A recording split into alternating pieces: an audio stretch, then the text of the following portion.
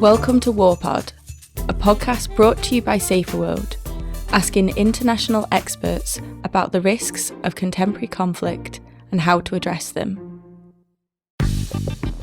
In today's episode, we talk to Julia Friedrich, a research fellow at the Global Public Policy Institute in Berlin, about her study looking at Ukrainian perspectives on peace, and to Oleksiy Malnyk, Co-Director, Foreign Relations and International Security Programs, Coordinator of International Projects at the Kiev-based Razumkov Center, about how the lessons and recommendations from this study stand up to the realities of the current conflict in Ukraine. Before Russia's invasion of Ukraine in February 2022, a war had been ongoing since 2014 in part of Ukraine's eastern regions, the Donbas. After intense fighting in 2014 and 15, the conflict simmered on with low but steady levels of violence. Frameworks designed to solve the stalemate were fiercely contested and ultimately failed. Before the invasion this February, Ukrainians were increasingly divided over how to resolve existing conflicts and which trade-offs they were willing to accept to achieve peace. Julia's study, which forms the centre of our discussion in this episode, focuses on the attitudes of two groups of people that have been severely impacted by the conflict: veterans of the Donbas conflict and internally displaced people residing in eastern Ukraine. Even though the situation has fundamentally changed since Julia's study and continues to do so daily, the attitudes of these people at that time can tell us some things about what to expect from the millions more displaced people and ex-combatants that the current conflict is creating. Today, there are many millions more internally displaced people and veterans than at the time of this research. When the study was being conducted, there were 1.5 million internally displaced people in Ukraine, many of which still had family in the so-called People's Republics. There were more than 400,000 veterans of the Donbas War before February 2022. As we mentioned, current figures will have no doubt increased since we recorded this conversation back in late May, but the points discussed remain as relevant and urgent as ever. I'm Jessica Summers, Head of Communications at Saferworld. And I'm Delina Goggio, Associate Fellow at Egmont and PhD candidate at Scuola Normale Superiore in Florence. So, Julia, on your study, at times the focus on leaders has minimized the inclusion of Ukrainian people in discussions about the conflict, and your study tries to address this. Could you briefly outline what you did? Sure. So essentially, we asked them. So what we did was to conduct a mix of interviews and surveys, which actually turned out to be a good idea because the results were quite different actually between the interviews and the surveys. But so I traveled around what was then the government-controlled areas of Donbas and interviewed veterans, internally displaced persons, civil society activists, government officials. And then we also, with the help of the Razumkov Center, conducted surveys of the general population, but also among veterans and among internally displaced persons in the 5 eastern Ukrainian regions. Mm-hmm. Why did you choose internally displaced persons and veterans specifically? So because they are two of the groups that are the most affected, or that were at the time the most affected by the conflict, and that they are two very sort of different groups. So I previously conducted research on veterans already and sort of the societal implications of their reintegration into society after fighting, and it became clear that sort of there was an interesting dynamic between these two groups. Because, some people might be veterans and IDPs, if they come from Crimea or from what is now the Donetsk and Luhansk People's Republic. And they were both sort of had their whole life turned upside down by this conflict, but in very different ways. And sort of I thought it would be interesting to understand what would be different about their experiences and what different conclusions they might draw from what they experienced. And so what were the main findings then? So what was interesting, perhaps, was where they agreed, both veterans and IDPs, And so one of the areas that was, similar, especially in the surveys, but it was also kind of already in the interviews because we could see this, the area where they were all more or less of the same opinion was the questions about political inclusion. So we had questions like, if someone wants to get involved in, the city council or the city administration, they can do that. And the majority throughout groups, the majority said, no, they can't do that. Or we had questions, about whether the Ukrainian government acts in your interests or your local government acts in the interests of people like you. And throughout in the cross groups, everyone said, no, that's not the case. So there was a strong sense of sort of disillusionment, insufficient political inclusion, and sort of no sense of empowerment. So no sense that, like, if I want to change something, I can. Another area of similarity was that there was a certain amount of pragmatism across groups. So at the time, this was a more prevalent issue, perhaps, but we had one question in the survey about sort of, would you be willing to accept Russian as official language if that meant that there would be peace in return? And across, even veterans, not by a large majority, but even veterans were saying, yeah, if that's what it takes to make peace, then whatever, essentially. And so I think this is a certain sense of pragmatism that is perhaps a bit more specific to Eastern Ukraine. But then the main finding, of course, was that they disagree over many issues, and they kind of, they had drawn opposite conclusions, actually, from their experience in the conflict. And just to recall, this is all prior to February 2022, right? But at the time, of course, there were a range of opinions within the groups, but you could tell that for internally displaced persons who often had families still in the so-called Donetsk and Luhansk People's Republics, they were very much focused on somehow getting to peace and somehow, being able to reunite with their families.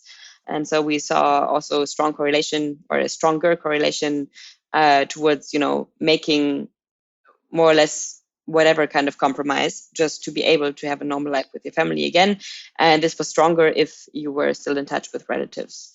And for veterans, I would say it's really about individual experiences. So some of the veterans who were also internally displaced from these so-called republics, they were quite empathetic towards the population in these republics, more so actually than some of the activists that we spoke to.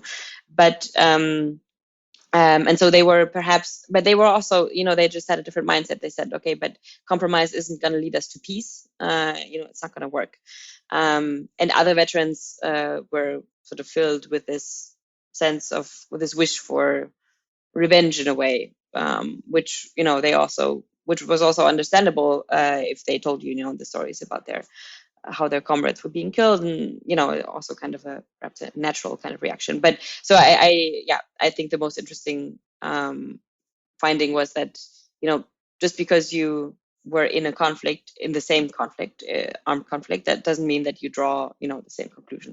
And you both belong to vulnerable groups at the time. Exactly. So even if there are these similarities, you perceive conflict in a different way.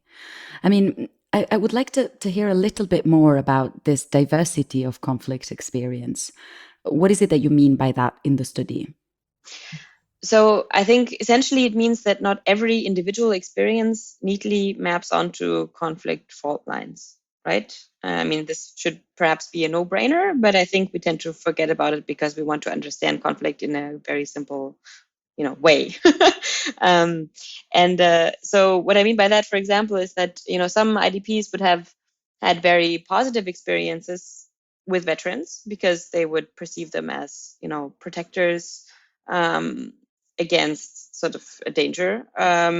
Whereas others who maybe, fled at a later point, then of course if you were a civilian at the time in the so-called Donetsk and Luhansk People's Republics, you were, of course, on the other side of the battlefield, right? So this relationship is not necessarily straightforward. And one IDP in an interview, I remember, she said to us, soldiers get paid to wage war. So essentially, they get paid to destroy our lives. I don't want them to have any say in whatever solution there will be to this conflict. I mean, I think these are all dynamics that now will have shifted, and I think Oleksiy can say more about that. But at the time, there were these kind of resentments, or among veterans, sometimes there was quite a sense of suspicion also towards the people that came from these territories, and with good reason, because, it wasn't always clear who was a civilian, who was maybe a Russian saboteur. These are not, this wasn't always clear cut. So I think that's what I mean, that, not every individual experience is kind of, fits into a roster that we have in our head. And I think, even if you say, and I agree, of course, we keep saying that all of this is a no-brainer. Every person experiences conflict in a different way, depending on a number of circumstances. But I think in this case, having been there and having asked people and having chosen specifically these two, largely defined groups of people, I think you were able to do something that potentially can help us understand what the situation is now. So I would move on to you, Oleksiy, now and ask you, this study, Yulia's study, was conducted before Russia's invasion of Ukraine, but the perspectives of the study surely still have some resonance. So how do you think the situation has changed? I can hardly find any example of a country where people would be entirely happy with their governments, except probably North Korea, or I don't know to what extent in the Russian Federation. And I think it's rather common when Ukrainians are not satisfied with their government. They complain about the government not paying enough attention to their needs. Well, that's true, and I think that the Ukrainian government really had and still has some communication problems with their society. Having said that, I think the most important to remember that there was actually no discrimination of original discrimination between people in the east or people in the center or on the west of Ukraine. So if people in the eastern regions of Ukraine or IDPs complain about the government not taking good care of them, it doesn't mean that there was any intention of discrimination. And it just, in general, the problem of government performing its mission, its social mission, first of all. Whether it's changed now, the situation changed. And as I said, there is no time for discussion. And also we can give a credit to President Zelensky, who acted like a real statesman. He performs appeal to nation almost every evening, and that's something probably that make people more or less comfortable. Do you think the issues that were raised in the report to which you contributed are still relevant? Definitely. As I said before, despite so dramatic changes, some of the issues will remain relevant or become relevant at a certain moment of the war or the peace process. And also, I think this report is important because it actually presents an issue, an idea of the future problems or future tasks that any government or civil society organization will face. In any case, the society will be divided, and there will be different opinions about the best way for conflict resolution or about the compromises. So I think at least, if not the whole report, but some parts of that, and definitely the methodology applied to this study will be absolutely necessary and relevant in the future. So, for instance, it seemed that quite a lot of people didn't think the Ukrainian government acted in their interest or didn't listen. Do you think that has changed, and why?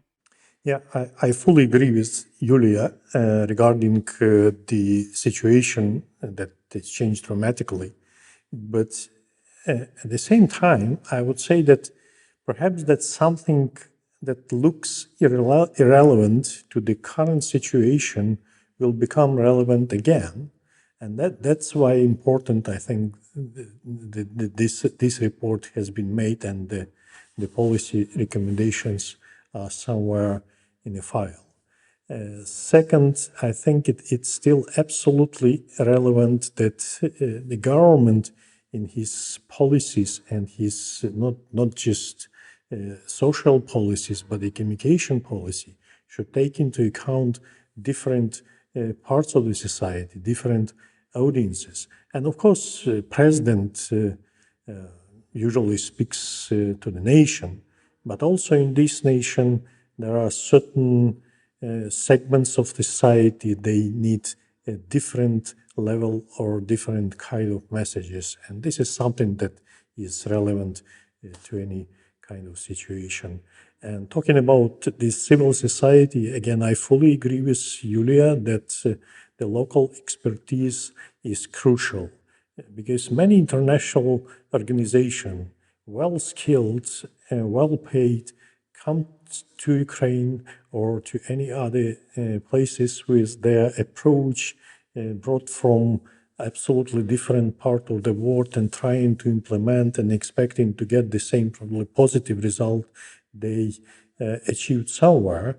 But it's just a common sense that you have to understand the local environment. And the best way to understand the local environment is to cooperate with the civil society organizations, local think tanks. And that's basically, I think, that can be added to the recommendations of this report. Julia? So of course, we had written a bunch of policy recommendations that we then decided to exclude from the report because it was just clear that the context has so fundamentally changed that we would need to write new recommendations once there's a situation in Ukraine where all these issues of sort of post-conflict reconciliation, social cohesion, where they become more pressing, I would say. But one recommendation that I think is still valid is that I mentioned that there was a slight disconnect between what activists that we interviewed said and some of the survey results that we received. And I think especially foreign donors, they have a tendency to talk to one or two actors, usually very educated English-speaking civil society activists, and then they feel that they have a sense of what the situation is. I'm oversimplifying here, but not in every case actually.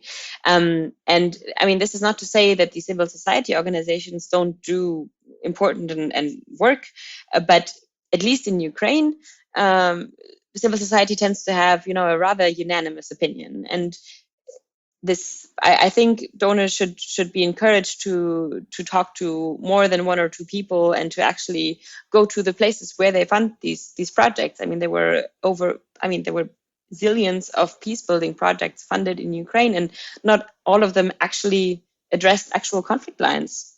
So I think it would be important to kind of get a better sense of what's happening on the ground for donors or for international actors to make better policy. And then another thing, of course, is the peace process, which was very, very, very far removed from people's experiences. I mean, if you could even call it a peace process, the Minsk process at the time, which didn't really, serve anyone really. But it was one of the problems was that it didn't have any legitimacy among the people because the Minsk agreements were so contested, but also the process was so, cut off from everyday concerns. And even if something was achieved, among humanitarian lines, then people wouldn't necessarily see that this was an outcome of something that was negotiated for them.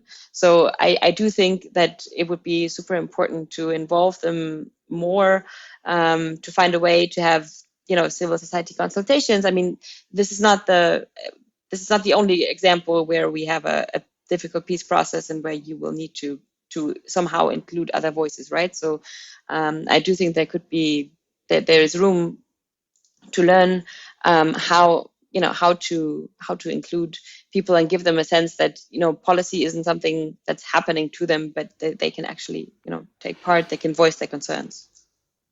Yeah, which is a challenge a little bit everywhere in the world, but probably much stronger in Ukraine now. Thank you very much for joining us. That's all the time we have today. And thank you for listening. We hope you enjoyed the discussion as much as we did. Warpod from Saferworld. You can listen to all previous episodes and catch the latest releases every month, wherever you get your podcasts, by searching for and following Warpod. And to find out more about our work at Saferworld, please visit saferworld.org.uk.